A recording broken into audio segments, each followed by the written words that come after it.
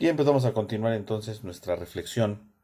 Ahora vamos a tomar el tema de la espiritualidad popular, es decir, cómo la religiosidad popular también es un elemento fundamental de la vida espiritual dentro de la historia y sobre todo a partir del siglo XVII, con su mayor expresión en el siglo XVIII y sus repercusiones en el siglo XIX, que es lo que vamos a analizar en este momento.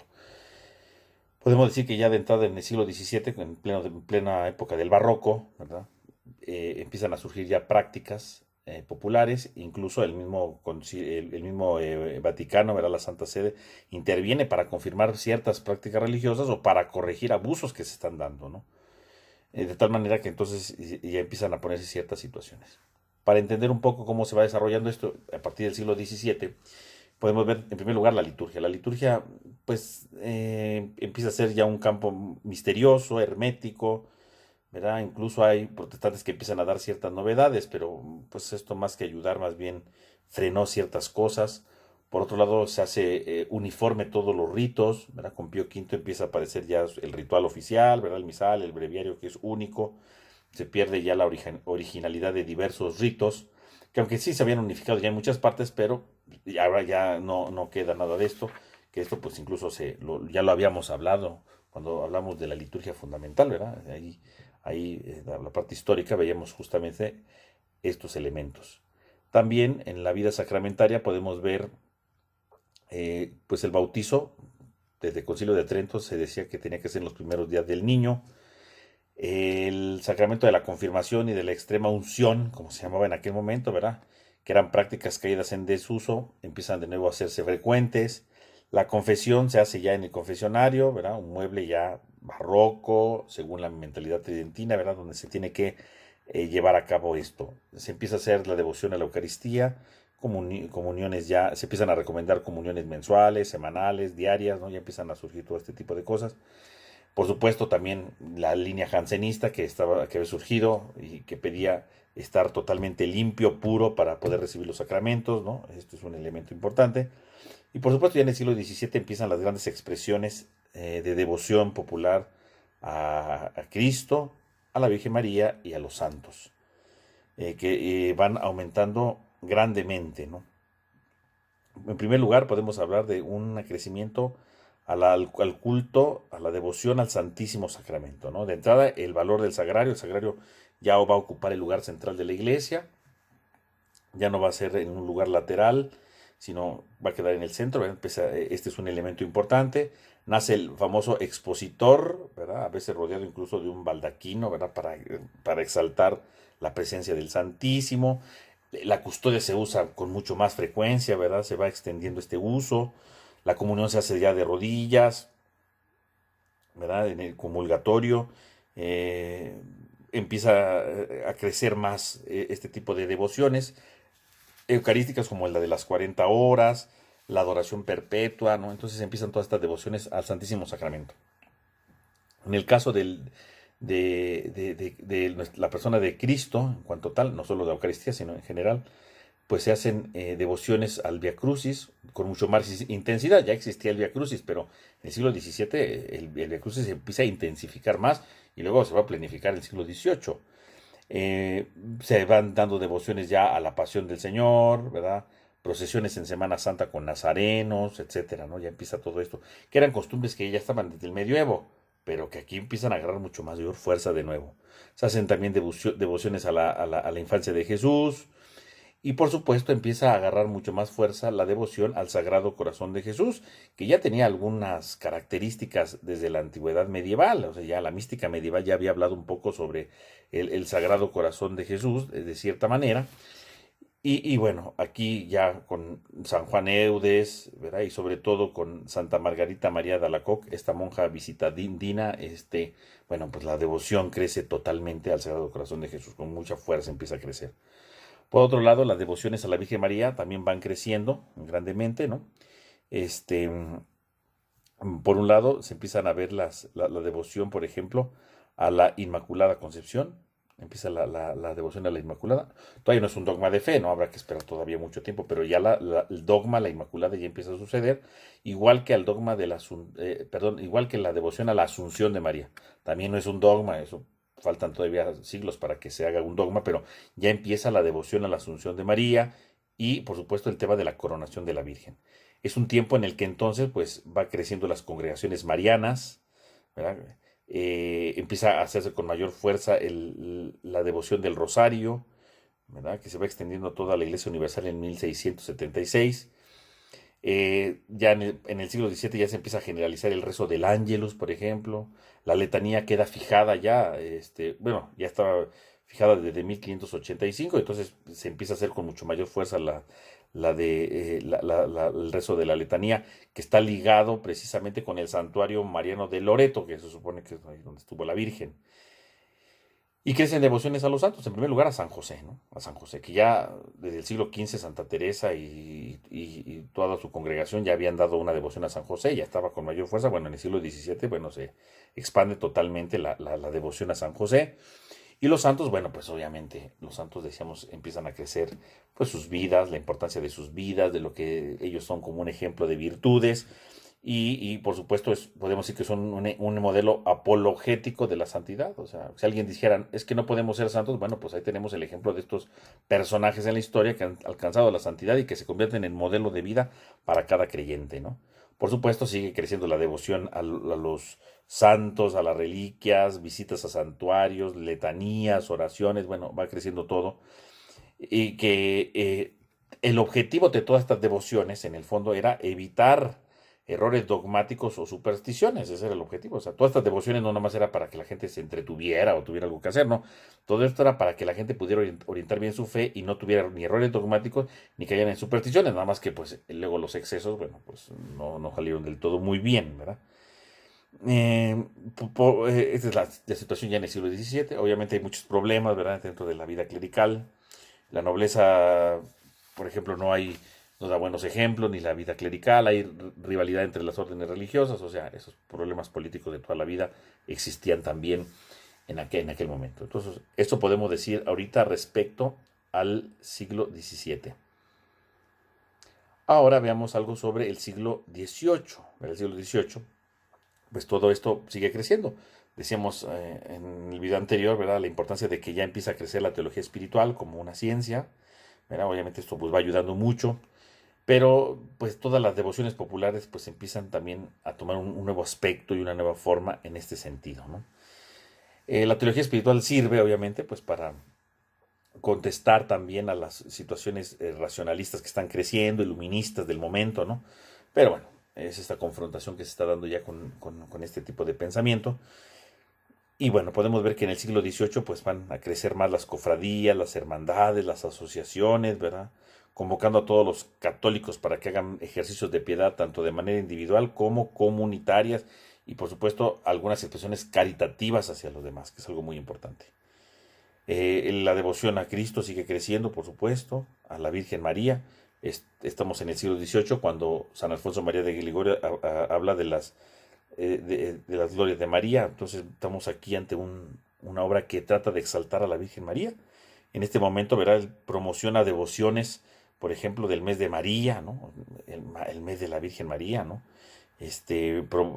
Expande la devoción de las visitas al Santísimo, del Sagrado Corazón, ¿no? Y obviamente en este siglo, si en el siglo XVII ya estaba la devoción del Sagrado Corazón, bueno, en el siglo XVIII va creciendo ampliamente la devoción al Sagrado Corazón, impulsada sobre todo por los jesuitas, y va a ser consolidada ya por el Papa Clemente XIII en el 1765, o sea, ya lo que empezó como una gran devoción que iba creciendo, bueno, se vuelve oficial ya en el siglo XVIII, ¿no? O sea, para que veamos la grande fuerza que está aquí, de la espiritualidad popular, ¿no? Va creciendo obviamente las peregrinaciones, la búsqueda de indulgencias, ¿verdad? Que van relacionadas con veneración de reliquias, con actos de piedad, ritualismos, etcétera, ¿no? Un montón de elementos que van creciendo con mucho más fuerza. Entre el pueblo culto, ¿verdad?, y religioso, pues hacen ciertas críticas a todos estos movimientos de devociones populares, porque a veces se iban cayendo en exageraciones o en desviaciones que no iban bien. Entonces también en este siglo vamos a encontrar algunos elementos que van a tratar de decir, pues están mal, exagerados como los jansenistas que van a hacer sus críticas, pero también otro tipo de de elementos que son muy importantes a considerar, en la que podemos ir viendo justamente cómo tratan de depurar, ¿verdad? Por ejemplo, hay un hombre llamado Fray Gerundio de Campasas. Ese hombre trata pues, de depurar el concepto de santidad, ¿verdad? Critica ciertas tradiciones históricas poco fundamentadas, ¿verdad? La religión que se va cayendo en supersticiones y trata como él de darle a la piedad popular bases teológicas, ¿no? Empieza a dar ese tipo de cosas. Claro, la piedad seguía creciendo más que estos movimientos, pero digo, había una serie de críticas también al respecto, pues para considerarlo, ¿no? Y finalmente, ¿verdad? Este gran auge de las devociones que van creciendo ya en el siglo XVIII, vamos a encontrar entonces cómo se siguen direccionando ya en el siglo XIX. En el siglo XIX, bueno, la piedad popular es paralela a todas las corrientes y a todas las áreas de la espiritualidad. O sea, la piedad popular es una de los elementos fundamentales. Ya no solamente es una característica de la vida espiritual, sino es una situación paralela. Mientras que la vida espiritual se mueve por un lado, la religiosidad popular, la devoción popular va por otro. O sea, ya tenemos aquí dos niveles, ¿no? Ya no es que sea una característica más, sino el siglo XIX ya, ¿verdad? Con todo lo que ha crecido, es una corriente propia y la vida espiritual es otra, ¿no? Es una cosa diferente. O sea, ya tiene su propia imagen, su propia identidad, a veces positiva, a veces negativa, pero ya va creciendo de esta manera. En este siglo XIX, pues obviamente todo esto va creciendo de tal manera que empieza una piedad popular, obviamente formada de devociones, ¿verdad? Muchas devociones. Empiezan las devociones a Cristo con mucho más intención, ¿verdad? Por un lado, el Sagrado Corazón, bueno, sigue con mucho más fuerza, ¿verdad? Se hace un culto oficial, ya no solamente la devoción se extiende universalmente, sino se hace un culto, hay un culto oficial para la Iglesia Universal que el Papa Pío IX, ¿verdad? Va a poner en 1856. Ya hay algo mucho más. Vean cómo va creciendo, ¿no? Y por supuesto, en este siglo, ¿verdad? Se va a hacer incluso la beatificación de Santa Margarita María de Alacoque, ¿verdad? El Papa la beatifica en 1864, o sea, para reafirmar el grande valor que tiene el Sagrado Corazón de Jesús. Y por supuesto, de aquí, no solamente ya se extendió la devoción, no solamente ya hay un formulario, sino empieza a haber devoción a los 9 primeros viernes de mes, que empieza a verse con mayor intensidad, o sea, va creciendo totalmente esto, ¿no? Van, por supuesto, creciendo más cofradías, revistas, ¿verdad? Mensajeros de las diferentes manifestaciones religiosas en este momento. Por supuesto, la Eucaristía no, sigue siendo el signo de las devociones también, ¿verdad? Es un objeto, no solo va a ser objeto de adoración, sino también fuente de gracia, ¿verdad? Y se empieza a abrir camino hacia lo que llamaríamos la comunión frecuente, semanal o diaria, ¿no? Empieza a crecer esta devoción a la Eucaristía, ahora comulgando de manera diaria, ¿no? O con mucho más frecuencia, a diferencia de cómo se hacía antes, ¿no? Entonces va creciendo todavía mucho más, con mucho más fuerza. En el siglo XIX va a empezar todos estos elementos.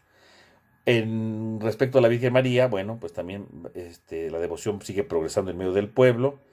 El Papa Pío IX, ¿verdad? En 1854, ya proclama como dogma la Inmaculada Concepción, lo que era una devoción en el siglo XVIII, bueno, en el siglo XIX, se hace oficialmente el dogma de la Inmaculada Concepción, ¿no? Incluso, ¿verdad? Vemos la novedad con las apariciones de la Virgen que empiezan a estar, ¿no? En París, y algunos otros elementos que van creciendo. Van creciendo las congregaciones religiosas dedicadas a vivir y a propagar la devoción a María, o sea, la devoción es algo muy importante. Siguen creciendo las devociones al San José, a la Sagrada Familia, ¿verdad? Y bueno, las congregaciones religiosas van aumentando, ¿verdad?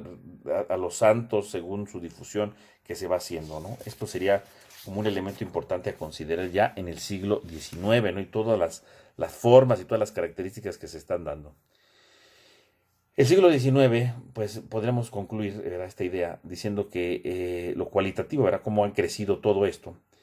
Pero comparado con los siglos anteriores se percibe una cierta recuperación de optimismo, ¿no? Es decir, ya no, el jansenismo ha quedado atrás, o sea, todas estas devociones han ayudado a que se supere el jansenismo, ¿no? Y ciertos rigorismos. Hay un optimismo más grande, ¿no? En este sentido.